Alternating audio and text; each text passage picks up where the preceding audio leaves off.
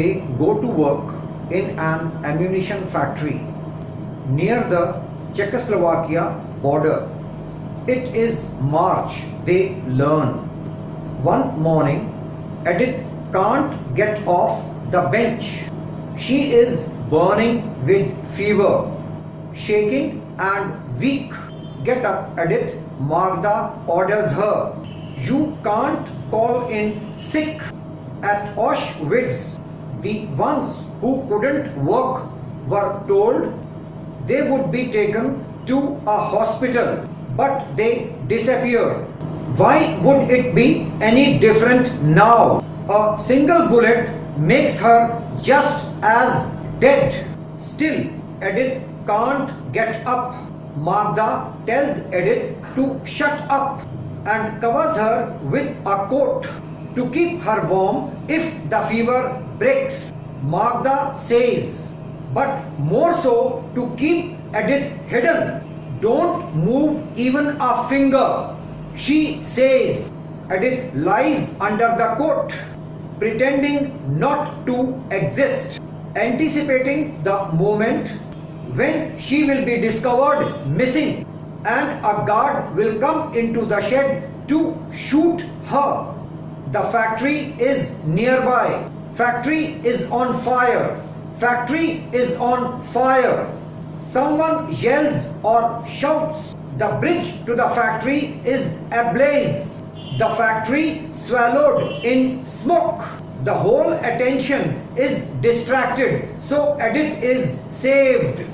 The guards shout them awake in the morning. Time to march again. Edith is starving and hollow.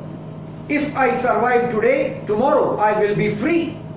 Edith sings the chant in her head. They march for days or weeks again. Since Auschwitz, they have been kept in Germany. But one day they come to the Austrian border where they wait to cross. It is a relief to stand still. Someone is making a choice about Edith, not about her specifically. She has no name, but someone with authority is making a decision that will determine what happens to her.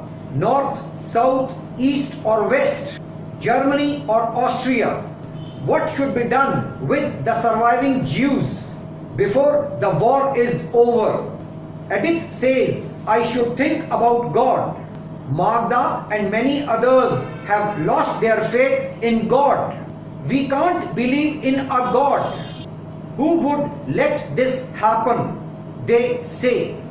And yet, Edith has never found it difficult to see that it isn't God who is killing them in gas chambers, killing them in ditches, killing them on 186 white stairs of death. God doesn't run the death camps, people do. Edith says, hunger is my only name. There is always a worse hell.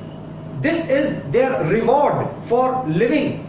It is always hard to tell who is living and who is dead. Disease passes into and between their bodies. Typhus, dysentery, white lice, open sores, flesh upon flesh, living and rotting. Edith says, if someone below you dies, keep sleeping. No strength to haul or pull the dead away. Edith says, don't ruin your spirit. Send it up like a torch. Here in hell, Edith watches a man eat a dead person's human flesh. Even when Edith is awake, she struggles to remain conscious. Edith says, we are the dead and the near dead. The Americans have arrived. The Americans are here. This is what the feeble or weak are shouting. Someone is singing. When the saints go marching in, Edith sees men in fatigues or weakness. I see flags with stars and stripes, American flags. I realize, Edith says.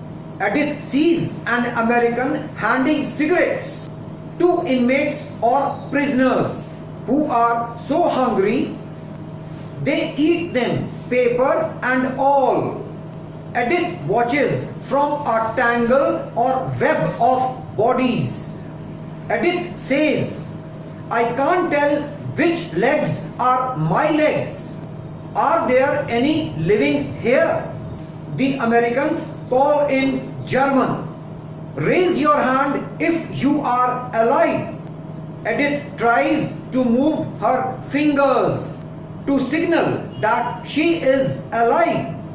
An American soldier walks so near to Edith that she can see the streaks or thin lines of mud on his pants.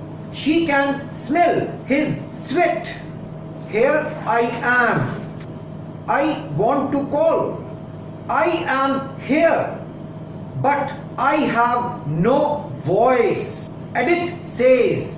The American soldier scurs or checks the bodies. His eyes pass over Edith without recognition. Raise your hand if you can hear me. The American soldier says. The American soldier barely removes the cloth from his mouth. When he speaks, Edith works to find her fingers. German guards had said, you will never get out of here alive. This is how it feels for them to be right. The American soldiers are leaving. Edith hears the American soldiers yell or shout again, one to the other. And now she can feel her hand. Edith knows it is her hand because the American soldier is touching it. Edith opens her eyes. He circles her fingers. He presses beads into her hand. Colorful beads, red, brown, green, yellow. Food, the American soldier says. He looks into her eyes. The American soldier helps Edith release the beads onto her dry tongue. Saliva gathers and Edith tastes something sweet. Edith tastes chocolate. Always keep a little something sweet in your pocket. Edith's father always said, here is the sweetness. But Magda, has she been discovered too? Edith doesn't have words yet or a voice. She can't stammer a thank you. Edith can't form the syllables of her sister's name. She can barely swallow the little candies that the American soldier has given her. Edith can barely think of anything other than the desire for more food or a drink of water. That American soldier's attention is occupied now in getting Edith out of the piles of bodies. He has to pull the dead away from Edith. The dead bodies are heavy. He lifts them. Sweat streaks or thin lines his face. He adjusts the cloth over his mouth. Who knows how long the dead have been dead? Maybe only a breath or two separates them from Edith. Edith doesn't know how to speak her thankfulness. That American soldier lifts her now and deposits her on the ground, on her back, at a slight distance from the dead bodies. Edith can see the sky in pieces between the treetops. Edith feels the humid air on her face, the damp of the muddy grass beneath her. Edith's parents had rocked her in their arms. They made Edith a child of the earth. And now Magda, the eldest sister, is beside Edith in the grass. Magda and Edith have survived the final selection of death. They are alive. They are together. They are free. Adolf Hitler, the dictator, has been dead for less than a week. Moral of the true story shows that even in hell, hope can flower. Bye.